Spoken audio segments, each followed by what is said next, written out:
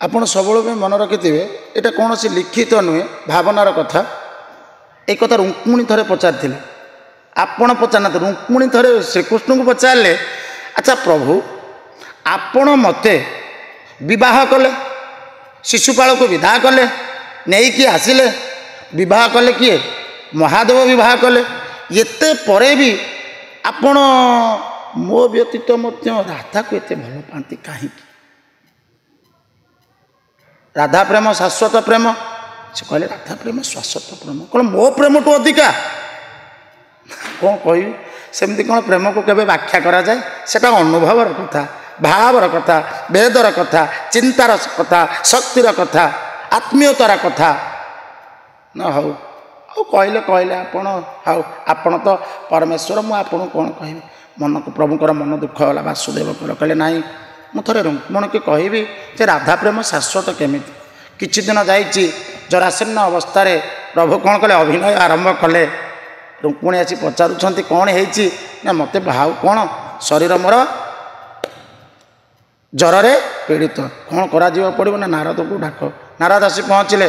ନାରଦ ଆସି ଦେଖିକି ଆସି କହୁଛନ୍ତି, ଆରେ ହରିଙ୍କର, ବାସୁଦେବଙ୍କର, ଶ୍ରୀକୃଷ୍ଣଙ୍କର ଏ ଅବସ୍ଥା, ଇଏ ତ ନାଟୁଆ ଠାକୁର, ଇଏ ତ ମାୟାଧର। ପଚାରିଲେ, ନାରାୟଣ ନାରଦକୁ ଆଖିଠାର ମାରିଦେଲେ। କହିଲେ ପ୍ରଭୁ କହିଥିଲେ ପରା ଆଖିଠାର କାହାକୁ ମାରିବେନି ବୋଲି, ପୁଣି କାହିଁ ମାରିଲେ? ନା ଇଏ ଦ୍ୱାପରରେ ମୁଁ ମାରିବି। ଗୋଟାଏ ଥର ସରିଛି, ଆଉ ଗୋଟେ ଥର ତୁ କାହିଁ ଟେନସନ୍ ନେଉଛୁ? ନା ହଉ ମୁଁ ବୁଝିଗଲି। କହିଲେ ସାଙ୍ଗେ ସାଙ୍ଗେ ନାରଦଙ୍କୁ ପଚାରୁଛନ୍ତି ରୁକ୍ମିଣୀ, କେମିତି ଭଲ ହେବ ପ୍ରଭୁଙ୍କର ଶରୀର? ନା ପ୍ରଭୁଙ୍କର ଶରୀର ଆରୋଗ୍ୟ ହେବାର ଗୋଟିଏ ରହୁଛି, ଯିଏ ପ୍ରଭୁଙ୍କର ଭକ୍ତ, ପ୍ରଭୁଙ୍କର ନାମ ନେଉଥିବ, ସିଏ ଯଦି ତାଙ୍କର ପାଦ ଧୁଆ ପାଣିଟା ଆଣିଦେବ, ଆଉ ପ୍ରଭୁ ସେଥିରେ ଗାଧେଇବେ, ଭଲ ହେଇଯିବ। ଆଉ ଆପଣ ତ ପ୍ରଭୁଙ୍କର ମେନ୍ ଭକ୍ତ, କାହାକୁ ତ ନାରଦ କହୁଛନ୍ତି ରୁକ୍ମିଣୀ, ଆପଣଙ୍କ ପାଦ ଧୁଆ ପାଣିଟା ଟିକେ ଦିଅନ୍ତୁ। ରୁକ୍ମିଣୀ କୁହନ୍ତି, କେଡ଼େ ବଡ଼ କଥା କହୁଛ? ଏ ମୋ ପାଦ ଧୁଆ ପାଣିରେ ଯଦି ପ୍ରଭୁ ଗାଧେଇବେ, ମୁଁ କ'ଣ ନର୍କକୁ ଯିବି? ଏଇ ଟାଇପର ସମସ୍ତଙ୍କ ପାଖକୁ ନାରଦ ଯାଇ ପହଞ୍ଚନ୍ତି। ବହୁତ ବ୍ୟକ୍ତି ବିଶେଷଙ୍କ ଯେଉଁମାନେ ହରିଭକ୍ତ, ଯେଉଁମାନେ ଶ୍ରୀକୃଷ୍ଣଙ୍କ ନାମକୁ ଜପାମାଳି କରି ବସିଛନ୍ତି, କିନ୍ତୁ ନିରାଶ ହେଇକି ଫେରୁଛନ୍ତି। କଥା ପହଞ୍ଚିଛି ରାଧାଙ୍କ ପାଖରେ। ରାଧା ଛୁଟିକି ଦୌଡ଼ିକି ଆସିଛନ୍ତି, ପହଞ୍ଚି ଯାଇଛନ୍ତି। ପହଞ୍ଚି ଗଲା ପରେ ନିଜେ ନାରଦଙ୍କୁ କହୁଛନ୍ତି, ଦିଅ ମୋତେ ଦିଅ। ଏତିକି କହିକି ପାଦ ଧୁଆ ପାଣି ରାଧାଙ୍କର ଆଣି ଢାଳି ଦେଉଛନ୍ତି। ଯେତେବେଳେ ସେତିକି ବେଳେ ରୁକ୍ମିଣୀ ଆସି କହୁଛନ୍ତି, ଆରେ ତମେ କ'ଣ କଲ? ତମକୁ ମୋ ପତି ପରମେଶ୍ୱର ଏତେ ଭଲ ପାଉଥିଲେ ବୋଲି ତମେ କ'ଣ ଶେଷରେ ତୁମ ପାଦ ଧୁଆ ପାଣି ଆଣି ଗାଧେଇବ? ତମେ ନର୍କକୁ ଯିବ, ତମେ ନିଆଁ ହେଇଯିବ।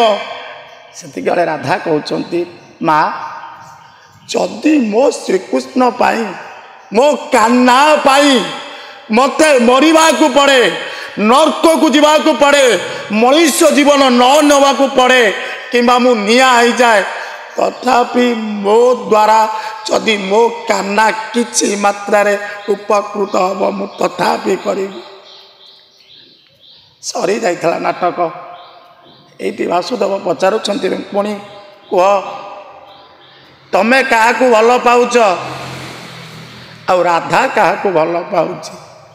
ତେଣୁ ପ୍ରେମାନନ୍ଦ ମହାରାଜ ରାଧେଙ୍କୁ ଧରିଛନ୍ତି। ଆଉ ଯିଏ ରୁହନ୍ତି ସାଥିରେ, ସିଏ କୃଷ୍ଣ ଭକ୍ତ। ଯିଏ ଦୂରରେ ରହି ଭଲ ପାଆନ୍ତି, ସେ ରାଧା ଭକ୍ତ। ତେଣୁ ଶିବ ଭକ୍ତ ପାଖରେ ପାଆନ୍ତି, କୃଷ୍ଣ ଭକ୍ତ ସାଥିରେ ରୁହନ୍ତି, ରାଧା ଭକ୍ତ ସବୁବେଳେ ପାଇଁ ଦୂରରେ ରୁହନ୍ତି। ସେତିକି ଦୂରକୁ ହେଲେ, ସେତିକି ନ ଦେଖିକି ଭଲ ପାଇବା, ନ ଜାଣିକି ଭଲ ପାଇବା, ବିନା ସ୍ୱାର୍ଥରେ ଭଲ ପାଇବା, ସେଇଟା ହେଉଛି ରାଧା ପ୍ରେମ। କୃଷ୍ଣ ପ୍ରେମ, କୃଷ୍ଣ ପ୍ରେମ କୃଷ୍ଣଙ୍କ ଭଳିଆ ହେବା, କୃଷ୍ଣଙ୍କ ନୀତି କରିବା, କୃଷ୍ଣ ଯାହା କରୁଥିଲେ ସେୟା କରିବା, କୃଷ୍ଣ ଯେମିତି କାମ କରୁଥିଲେ ସେଇ ଟାଇପ୍ର କରିବା, ତାକୁ କୁହନ୍ତି କୃଷ୍ଣ ପ୍ରେମ।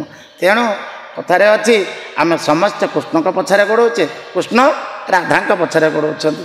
ମହାରାଜ ତ ରାଧାଙ୍କ ପଛରେ ଗୋଡ଼ଉଛି। ଆଉ ସେ ରାଧାଙ୍କ ପ୍ରେମ ପାଇବା ପାଇଁ ହେଲେ ସେତିକି ଚିନ୍ତା କରିବାକୁ ପଡ଼ିବ, ସେତିକି ଶକ୍ତି ଆପଣଙ୍କୁ ସଂଗୃହୀତ କରିବା।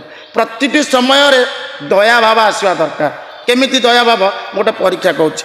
ମନେକର ମୁଁ ଆପଣଙ୍କୁ ଗୋଟେ ଛୁରୀଟା ପକାଇଦେବି, ମୁଁ କହିବି, ପେଣ୍ଟୁ ବାବୁ ଛୁରୀଟା ଟିକେ ଉଠେଇକି ଆଣିଲେ। ସେଇ ଛୁରୀ ଉଠେଇବାରୁ ମୁଁ ଜାଣିଦେବି ଆପଣ ରାଧା ଭକ୍ତ ନା କୃଷ୍ଣ ଭକ୍ତ ନା ଶିବ ଭକ୍ତ। ମାନେ ଗୋଟେ କଥାରେ କଥା ଅଛି। କେମିତି? ଆପଣ କ'ଣ ଆଣିଲେ ନା କ'ଣ କଲେ? ନା ଖଡ଼ଗଟାକୁ ଆଣିଲେ, ଖଡ଼ଗ ଯେଉଁ ଛୁରୀଟା ପଡ଼ିଛି ଛୁରୀଟାକୁ ଏମିତି ସିଧା ରଖି ମୋତେ ଆଣିଦେଲେ। ବୁଝିପାରିଲେ? ତା ଅର୍ଥ ଯେ ଆପଣ ଚାହୁଁଛନ୍ତି କ'ଣ ଯେ ମୁଁ ଦେଇଛି ମୁନିଆଟା ସେପଟକୁ ରହିଲା, ବେଣ୍ଟୁଟା ସେପଟକୁ ରହିଲା, ଏମିତି ଧରିକି ଆଣିକି ଦେଲେ। କୃଷ୍ଣ ଭକ୍ତ, ମୁଁ ନିଜେ ଅନିଷ୍ଟ କାହାର କରିପାରିବି ନାହିଁ। ଯଦି ମୁଁ ଆପଣଙ୍କର ଉପକାର ନ କରିପାରୁଛି ଅପକାର